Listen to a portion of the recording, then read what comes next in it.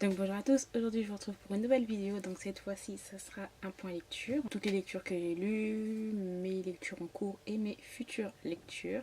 J'ai lu le tome 2 de Une braise sous l'instant de Sabaa Tahir, donc Une flamme dans la nuit.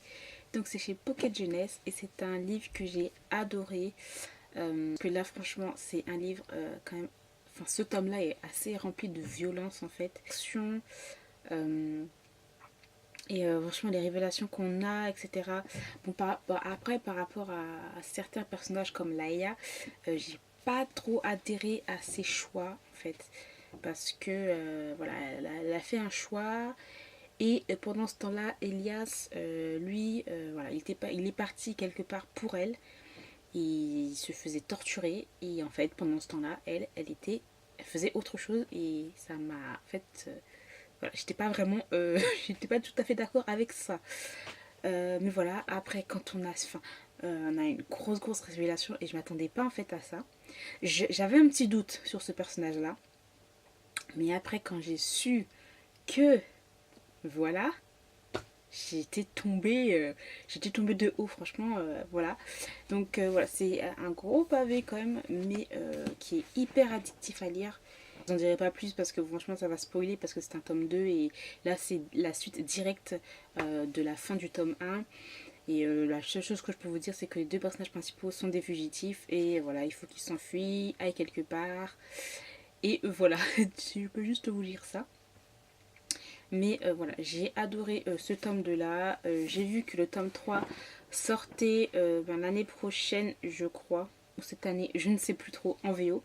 Donc après en français je ne sais pas trop. Après il y a eu quelques petits problèmes par rapport à la couverture, etc. Parce qu'en fait ça a été changé. Donc je ne sais pas quand si Pocket Jeunesse va un peu garder la même charte, en fait, je vais dire graphique. Parce que l'auteur a décidé de changer ses couvertures en VO. Euh, c'est pas pour un effet de mode, mais c'est par rapport à un message, à ce qui s'est passé en fait par rapport aux États-Unis.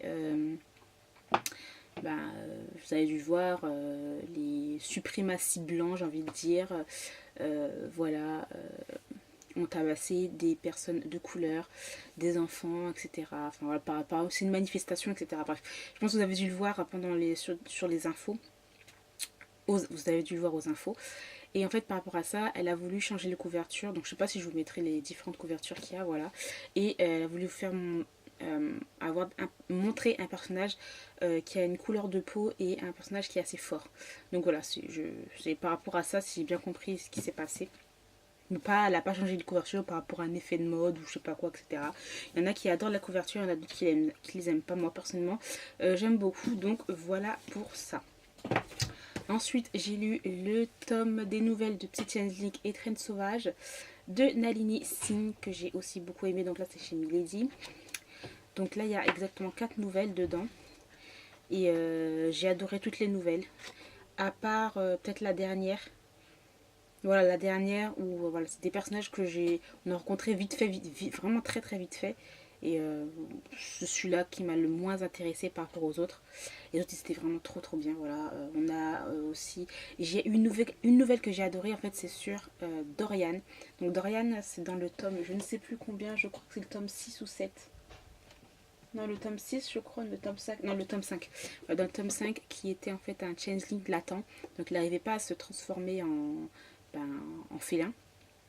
C'était le seul, en fait, c'était le seul de son clan qui n'arrivait pas à se transformer. Et là, en fait, on le suit depuis qu'il est petit avec, avec le chef de Dark River, avec les patrouilleurs, etc. Enfin, tout ça, en fait, on les rencontre quand ils sont petits, quand ils grandissent et tout. Enfin, j'ai adoré, en fait, cette nouvelle, surtout cette nouvelle-là. Et on peut voir qu'en fait, ils avaient une très très forte amitié dans ce clan des Dark River. Donc là, en fait, c'est sur une louve. Enfin, il y a une nouvelle, en fait, où c'est sur un couple où il y a une louve qui est dominante et un loup ou un félin, je ne sais plus trop c'est quoi encore son truc, mais qui est soumis. Et voilà, donc d'habitude c'est plus le contraire, c'est plus l'homme qui est dominant, là c'est la femme qui est dominante en fait. Et ça pose problème en fait à ce couple là. Et j'ai vraiment beaucoup aimé aussi cette nouvelle.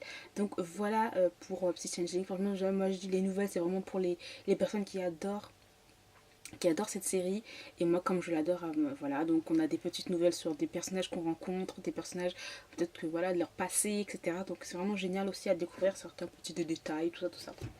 Ensuite j'ai lu le tome 4 de Blood of Silence de Amélie Emery Rage. Donc moi je n'ai pas lu le tome 1 de la série, donc c'est Blood of Silence, parce que l'univers, franchement, je vous dis franchement, moi l'univers de biker, ben, c'est assez difficile pour moi, parce que bon, ils ont un certain langage en fait, mais pour eux c'est tout à fait normal, hein, c'est la culture des bikers. Et bon, moi voilà, c'est pas trop mon truc, mais il y a deux, il y a l'autre là, les Hades Hangmen que j'aime beaucoup. Pourtant c'est des bikers, mais le fait est qu'il y a la religion aussi qui se mêle là-dessus, les sectes, etc. Ça passe tout seul. Euh, et là aussi, j'ai adoré. Donc voilà, j'ai pas lu le tome 1 parce que je vous l'ai dit, c'est pas trop mon truc. Mais là, j'ai su qu'en fait, les deux personnages principaux sont des hommes. Donc c'est un MM. Je l'ai adoré. Et surtout dans le monde de bikers. Parce qu'en fait, les bikers, dans les Blood of Silence, ils ont un règlement. Et dans ce règlement, il y a au moins peut-être 5 ou 6 règles à ne pas franchir. Et il y a aussi la règle de l'homosexualité. Donc il ne faut pas être homosexuel dans ce club de bikers. Et là, c'est sur ça. Donc c'est trop bien. J'adore. Donc moi voilà, j'ai pas été perdue puisque les auteurs, comme ils le disent en début, disent que ce livre peut se lire indépendamment des autres tomes de la saga. Et sinon, pour en savoir un peu plus sur la saga, ils ont fait un résumé du tome 1 à 3. Donc j'ai lu le tome 1 à 3, voilà. Je pense pas que je lirai en fait la suite de cette série, mais s'il y avait une nouvelle ou une petite suite par rapport à ce tome-là, je le lirai parce que ces deux personnages-là, ils sont excellents. Donc là, on a Klaxon qui est le sergent d'armes du club des bikers de Blood of Silence.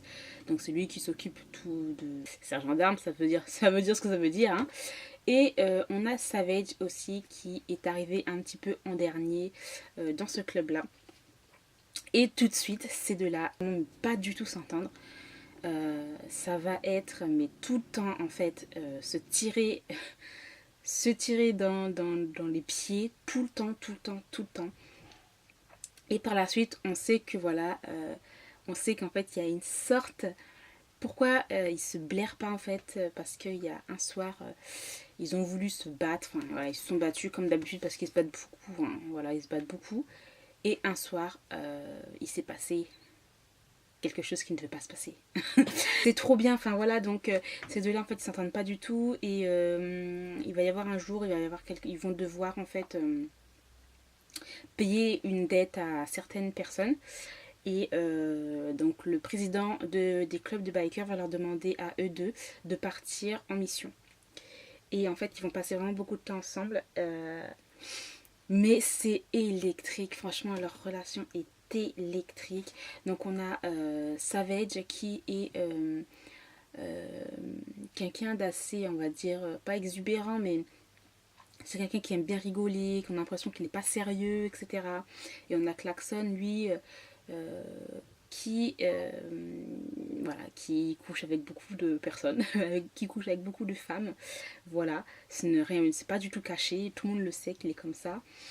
Et ces deux-là, ça va être c'est comme un match de, je veux dire, ça va être comme un combat en fait. Ça va être un combat tout le temps, tout le temps, tout le temps entre ces deux-là. Et c'est génial à suivre en fait parce que Klaxon, il est attiré par Savage, mais il le nie en bloc, le gars le nie en bloc, il dit ouais non, enfin c'est mon propre mot, je ne suis pas PD, etc. Voilà, mais il le nie en bloc, mais il est toujours attiré en fait par Savage. C'est génial parce que Savage, lui, il s'accepte un peu plus comme il est, il dit qu'il est bi, voilà, il dit qu'il est bisexuel, il s'accepte comme il est. Et c'est un peu difficile en fait pour lui de voir qu'à chaque fois Klaxon rejette cette attirance, etc. Mais voilà, au fur et à mesure de la lecture de l'histoire, ces deux-là vont craquer bien sûr et ça va être méga explosif. Donc voilà, en fait Klaxon, lui, quand il nie, c'est qu'il nie tout en bloc, mais c'est comme quand il aime vraiment, voilà, il aime de tout son cœur. Et c'est vraiment trop trop bien. J'ai adoré la fin, voilà, qu'on veut dire ça, que une relation cachée, parce que, comme je vous l'ai dit, c'est punissable c'est punissable en fait d'être gay dans ce club là parce qu'il y a des règles et si ces règles s'ils ne suivent pas ces règles c'est punissable de mort clairement, donc c'est vraiment une relation secrète. Il y a quelques personnes qui savent leur relation, mais voilà, c'est quelque chose qui n'a pas été dit, que parce que personne ne le sait dans le club. Et à la fin, voilà, ces gens, c'est pas du genre happy ending. Ils vont continuer à faire leur. Voilà, ils continuent à avoir leur relation, mais les règles sont vraiment très très strictes. Donc à partir du moment où le président, je pense que si les présidents savent que il y a des homosexuels dans leur club, ah ben là ils vont carrément avoir. Ils vont se faire tuer, quoi, clairement. Donc voilà, j'ai vraiment adoré ce tome-là. Il est assez gros en plus. Il était assez dur, hein. Franchement, il est lourd. C'est un livre assez lourd. Et il y a au moins plus de 400 pages. Et ça, je trouve que ça allait vite. Bon, après, moi, vu que j'étais un petit peu distraite par d'autres choses, voilà, donc je ne l'ai pas lu en 3 jours, mais en plus d'une semaine. Mais voilà, si j'étais vraiment à fond dedans, je l'aurais fini en 3 jours. Mais voilà, j'ai adoré, je ne regrette pas du tout. C'est une très très très bonne romance MM. J'ai adoré parce qu'en fait, c'est... Parce que la plupart du temps, enfin pas la plupart du temps, mais dans certains romans, bon, après moi je parle un peu, ouais, ça dépend. Ça dépend, mais en fait ce que j'aime beaucoup c'est que voilà, ce sont deux hommes avec toute leur testostérone, hyper fort et tout. Et je veux dire, voilà, il n'y en a pas un ou l'autre qui va devenir un petit peu trop genre sentimental ou trop, on va tomber un petit peu dans le pathos, etc. Et là, non, c'est ça que j'aime beaucoup, c'est que s'ils veulent se foutre des coups de poing, ben ils se foutent des coups de poing dans la gueule. Donc c'est ça que j'ai beaucoup aimé en fait, voilà, c'est que voilà, parce que des fois, à chaque fois, on a l'impression que dans les relations genre homosexuelles ou gays, il y a toujours un qui est plus efféminé que l'autre, tu vois. Donc là, non, c'est ce que j'aime énormément aussi dans ce roman-là. Donc voilà, donc je pense que vous avez compris. J'ai adoré Blood of Silence, ce tome 4-là. Donc moi, je ne lirai pas la suite parce que bon, ça m'intéresse pas vraiment. Peut-être que je rate quelque chose, mais bon, je pense pas que ça m'intéresse parce que les caractères des autres personnages, franchement, voilà quoi. Mais là, Klaxon et Savage, franchement, oh là là, j'adore ces personnages. Ils sont vraiment excellents. Ensuite, j'ai lu le tome 2 de Washington Scandal de Sheila Blake et Lexi Blake. Donc j'ai pas attendu en fait, il fallait vraiment que je lise le tome 2 et voilà, j'ai adoré. Je sais pas, mais j'adore cette série. J'adore les personnages. Voilà, là on a deux autres personnages. Donc là c'est Connor, donc, qui est un membre de la CIA. Et on a Lara Armstrong qui est fille de sénateur.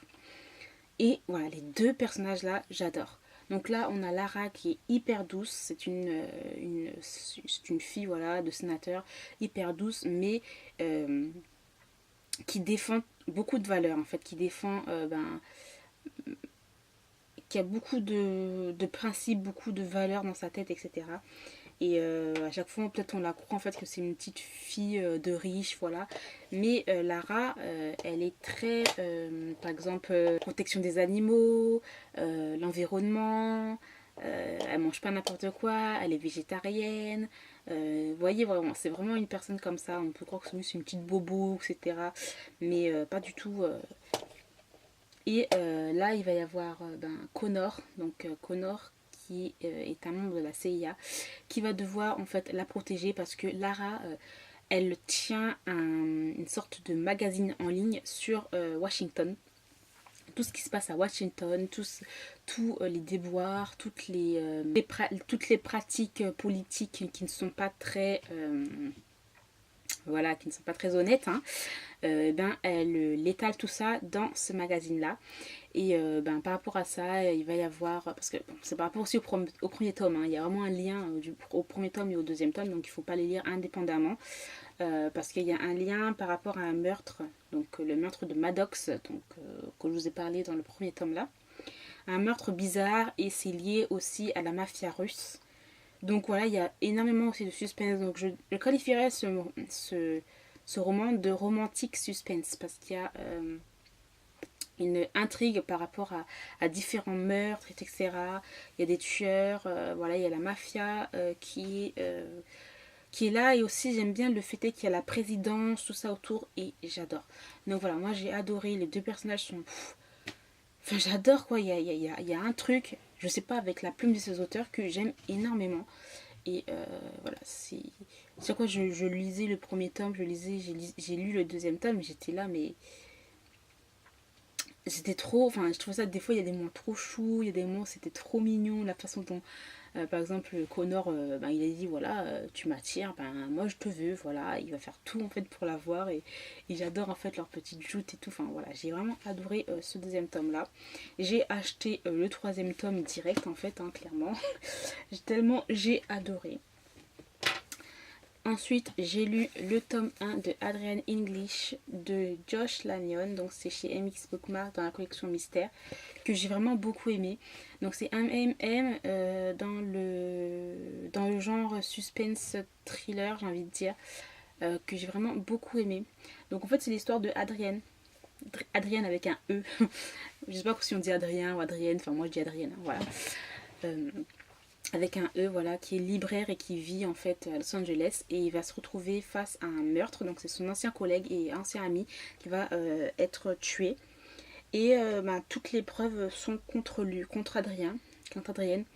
Donc il y a deux flics qui vont mener l'enquête et qui vont ben, voilà, ils vont un peu suspecter Adrienne. Il va y avoir un autre gars, donc je ne sais même plus comment il s'appelle, un inspecteur Riordan. Donc j'ai l'impression que voilà. Riordan et Adrienne, il y a quand même un petit peu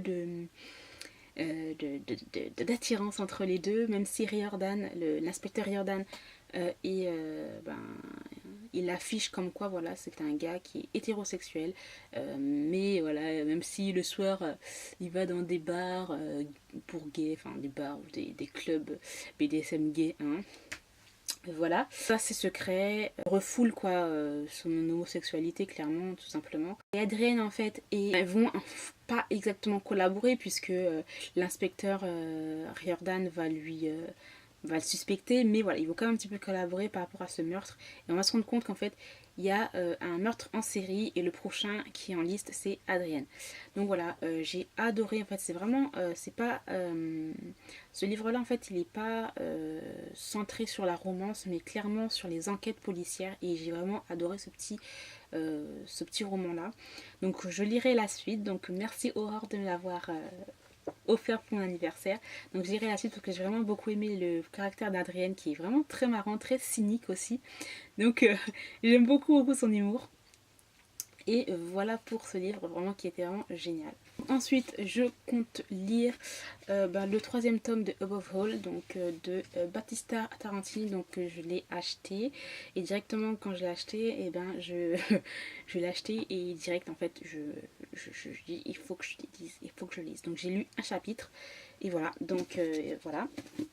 Et après ça, je compte lire une romance paranormale, le fameux tome 9 de Chasseuse de vampires de Nalini Singh, que j'ai très hâte aussi de lire, donc la romance paranormale. Donc voilà, j'ai terminé pour ce point de lecture, donc j'espère que cette vidéo vous aura plu. Je vous remercie de l'avoir regardé jusqu'au bout et je vous dis à très bientôt. Bye!